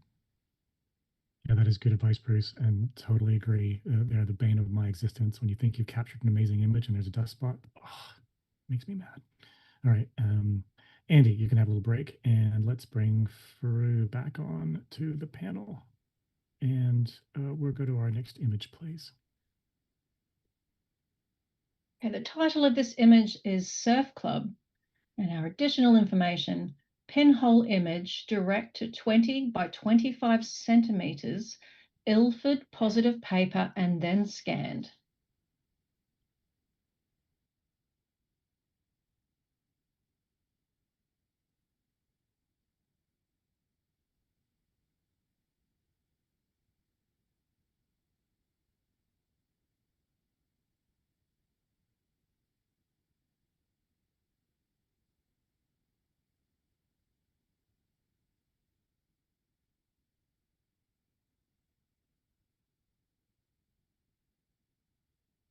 We have an 82, a silver award, which is a great place to start, but Bruce is going to try and push us higher. He's on 88, up in silver with distinction. All yours, Bruce.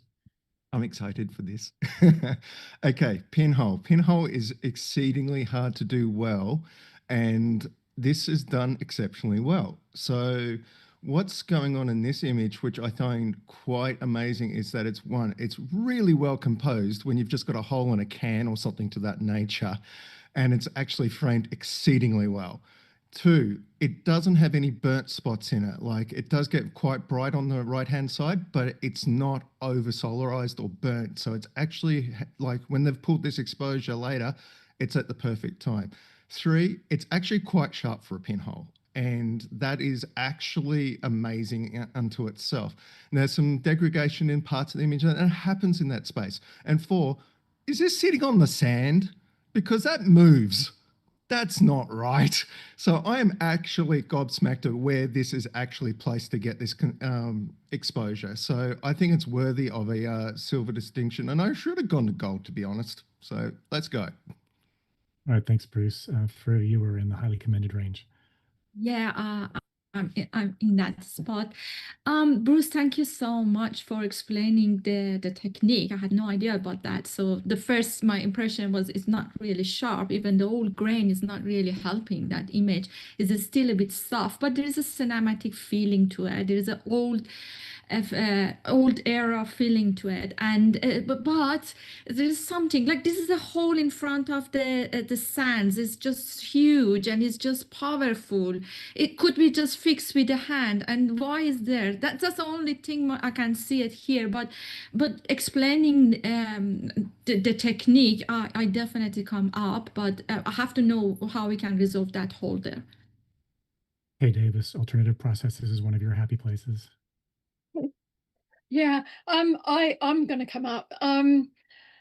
I have no problem with that hole in the sand. To me, it's part of the leading line that photographer's actually seen to draw your eye. You lead over to the fence, and the fence takes you up to the what I'm assuming is possibly a life, tower. What do they call them? Life serving, life. What are they called? Oh my God. Surf lifers, savers, towers. The softness of it is actually beautiful. I think that's what actually adds to it, and it actually enhances the fact that that softness doesn't blow out the highlights. My thoughts in terms of I am seeing a lot of hairs and things around the image, and whether that is something that could have been dusted off when it was actually put in the can or whatever was used to actually photograph it. I'm not sure, but yeah, it's a beautiful image. It's well handled. The black and white treatment is just it's just lovely. So I'm going to come up to silver with a distinction. All right, thanks, Kay. Bruce, back to you. Okay, so a little bit of work to do, but I think one of the things for you need to understand that this is not taken in an instant. This is taken over potentially days. So that's part of it. So that's why you get softness in it. It's actually a black and white film, which is a positive. So it actually, that is what is it there. There's no, obviously it's in camera, so it couldn't have been treated or made into monochrome. I think you're right, Kay, there is dust and that in that. And I reckon that's in the scan, which is the problem, not in the actual film itself, because it's too sharp. So that is a legitimate point for the photographer to take in when they're actually prepping something for comp. But as a bit of alternative process, you can't go much beyond this as to actual fairly hard way of doing something, like really analog and old school. And to do it so well, I think it's worthy of silver distinction. So come up with me. All right, thank you, Bruce. Bruce, you're going to keep your score locked at 88, and everyone else can please rescore.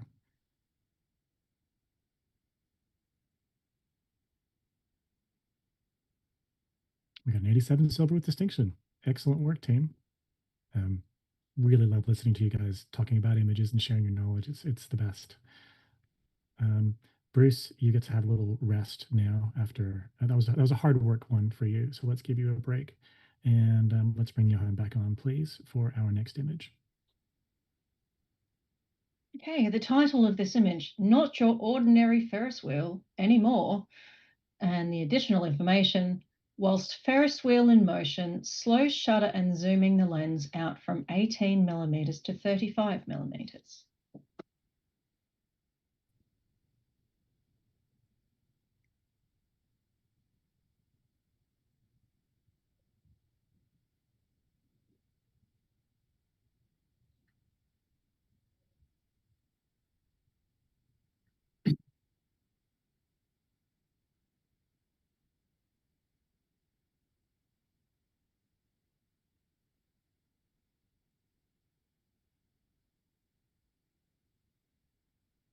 And we have an 80, a silver award. That's excellent work. Congratulations to the photographer. Let's go to Rachel for a comment. Rachel, you were right on the average on 80. Yeah, I scored this in the silver range because it's something that I haven't seen done before, and I really appreciated, I guess, having my eyes opened to that.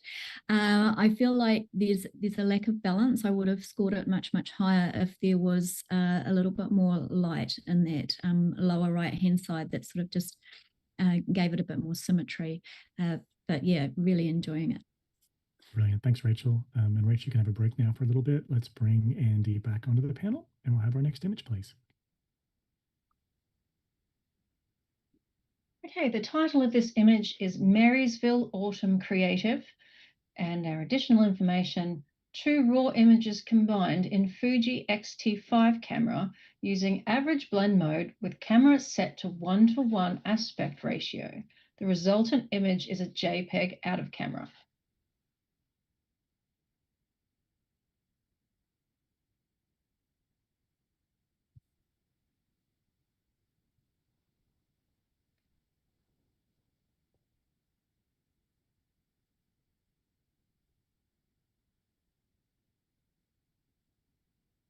And we have a score of 74 for this one. And Andy, yep, Andy's sitting on 86 up in silver with distinction. That's a pretty big jump. I think we should hear from me from a challenge. So take it away. Yeah, it is a big jump, but this is a glorious image in my opinion, because what we're seeing here is not just autumn; it's all the seasons combined.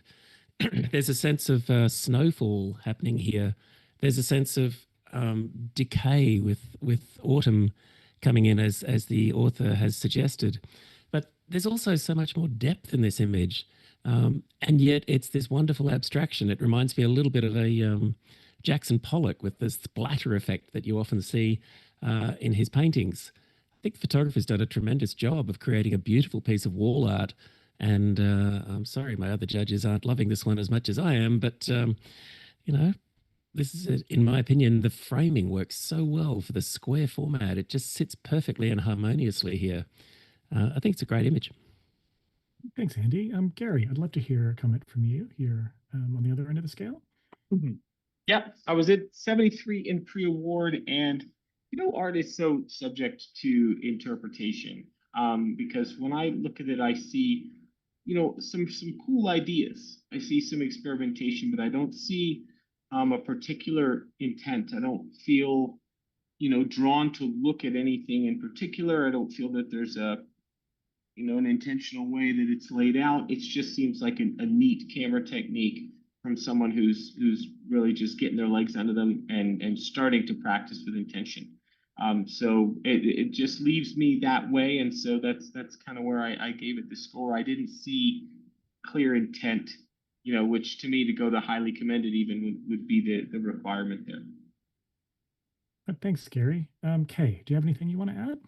Yeah, I mean, I really enjoy the quite muted tones, but for me, I guess when I look at it at 100%, it's all I'm seeing are the pixels. So it's really I'm not sure why that is, if you can explain it. But I feel that even an in-camera capture, even though it's a blended using blending modes and things like that, I'm not sure I should be seeing that a level of degradation in the actual file. All right, thanks, Kay. Let's go back to you, Andy. Thanks, Kay. I'm not sure that this is an image that needs to be pixel peeped in that regard. I think this is more an image that's intended to be a piece on the wall and to create that sense of imagination and wonder that you can get. The nature of the technique is probably what's created that pixelated effect if you get up close, but I don't think it matters. I mean, this is it's almost reminiscent of a Japanese woodcut etching in many ways. I see a lot more in this, so I think it's just one of those ones that sometimes you're out on the high diving platform, and at least someone in the audience will be very appreciative that someone liked their image. Give it a bit more, folks. Come on. All right. Thanks, Andy. You're going to leave your score where it is. Everyone else is going to take the plunge and rescore it now, please.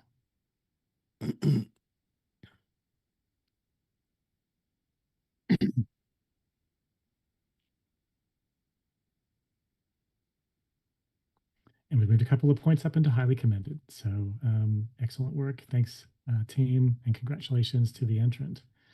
So let's give Gary a little break, and we'll bring Bruce back onto the panel, and we'll go to our next image, please. Okay, the title of this image is Aftermath, and there is no context statement.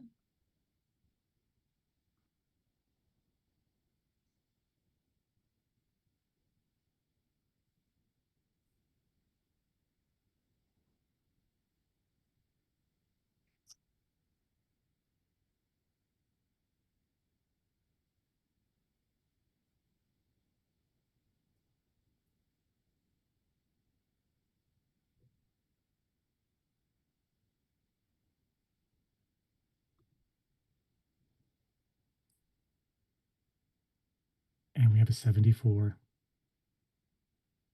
So thanks for scoring, judges. Let's go to Faru for a comment on this one, please. Yeah, I think it's well captured. It's the lighting is really well captured here. There are lots of details. The color palette is sweet.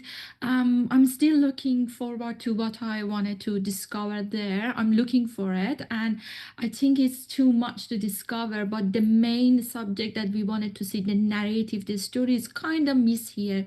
Maybe work on that, and the image would be elevated to the next level. Thanks, Fruit. Kay, you can take a little break. And Rach, let's bring you back onto the panel for our next image, please, Mel. Yeah, the title of this image is The Cathedral at Moonset, and there is no additional information.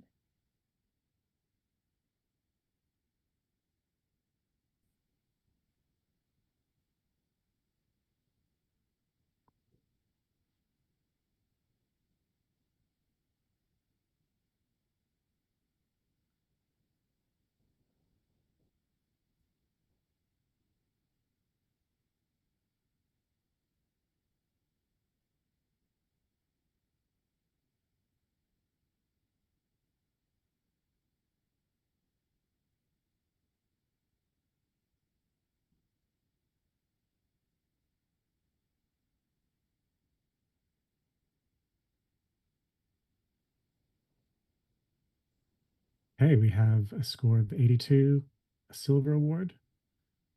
And we're not going to stay there for too long. Rachel Smith is on 87, silver with distinction. And you've got a good range of scores to play with, Rach, so take it away.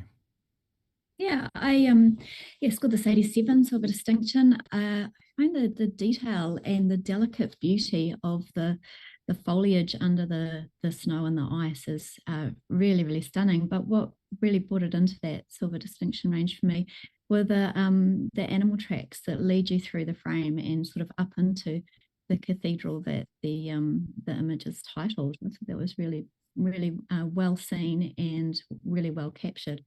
So that's what's put it up into silver distinction for me. Thanks, Rach. Johan, you were on 77 in the highly commended range.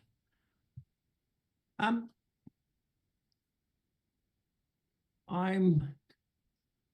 kind of at a loss to try and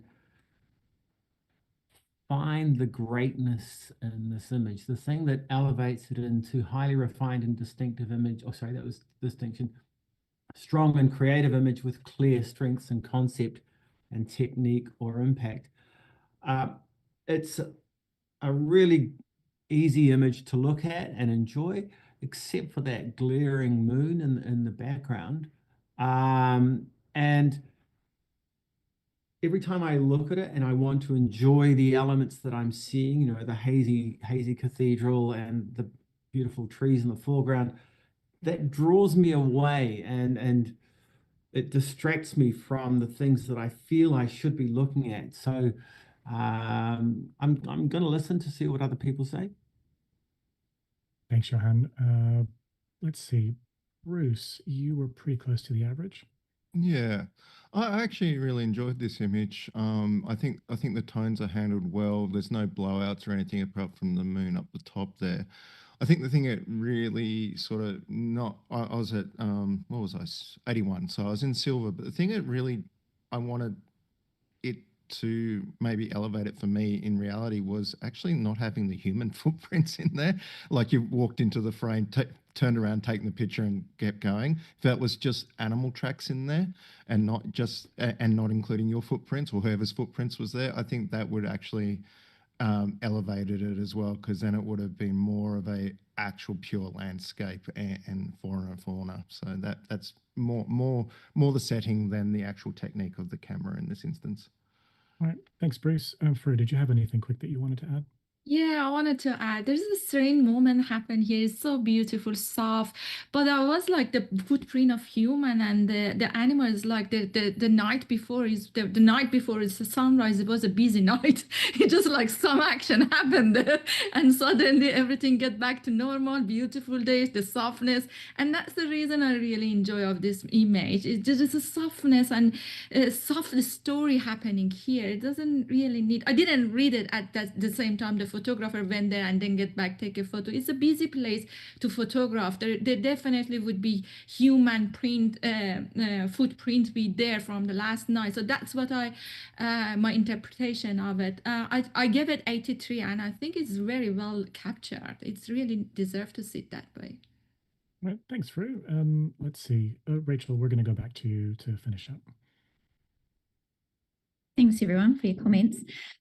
Yeah, I think it's got a really subtle beauty to it. With regards to those human footprints, I agree that they do diminish a bit from the raw nature of the image, but I think I've forgiven it that because of the weight and thickness of the frost on the foliage. It says to me that there's potentially not been fresh snow. It's been something that's been there for some time. And so it may not necessarily be this photographer, but somebody else that's actually made those marks. I think that the way that the image is blanketed with the weather conditions and the snow and the fog is really beautifully captured. And yeah, if you can see a way to coming up into silver distinction, that'd be great. All right, excellent. Thanks, Rachel. Rachel, you're going to leave your score locked at 87. Everyone else can rescore now, please.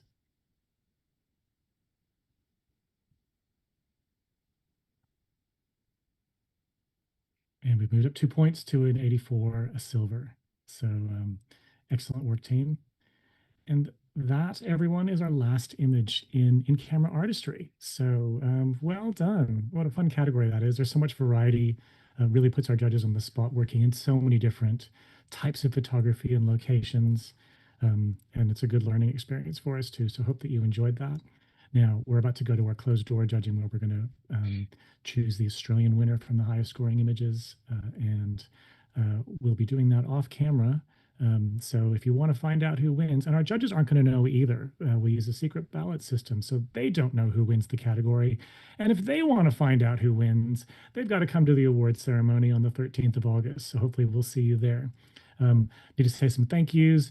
Thank you to Nathan Bingham, our broadcast producer today, who is on the tools even more today with kind of our timetable issues that we've had. We've had Daniel Bingham helping to run the show.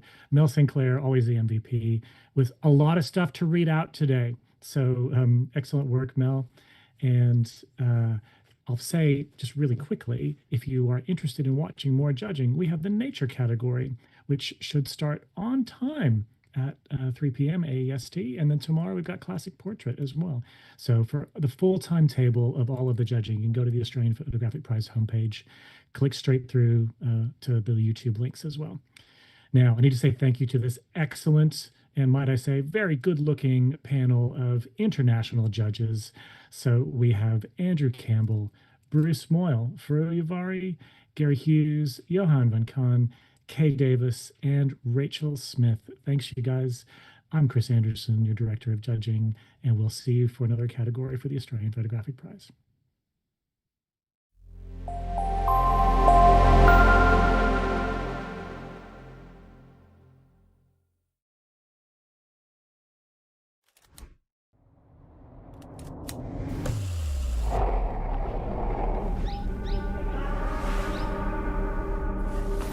Wow, photographing the way I do, but with my colors, this will change everything.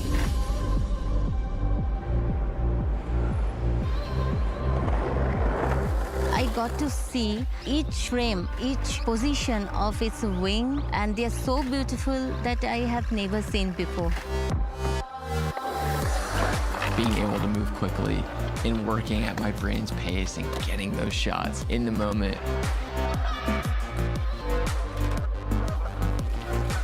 Having this camera allows you to go out and create the way you want to create. Until you use it, you cannot even imagine what you have missed.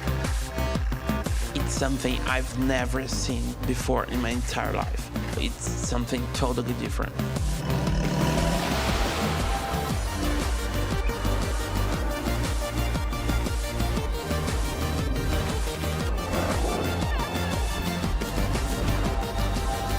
Nikon Z6 III. Outperform.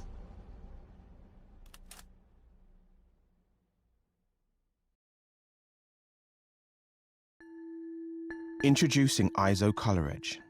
Precision is essential for any professional working with images. Whether you're an artist, a retoucher, or a visual effects specialist, you need to know that what you see at the start of a project is precisely what you'll get at the end. Color Edge monitors give consistent, reliable accuracy that guarantee no surprises within your color workflow. So what you see in real life is what you see on screen, and what you see on screen is what you see in real life. That's precisely why professionals all over the world trust ISO Color Edge for their image creation. ISO Color Edge. Discover living, breathing color.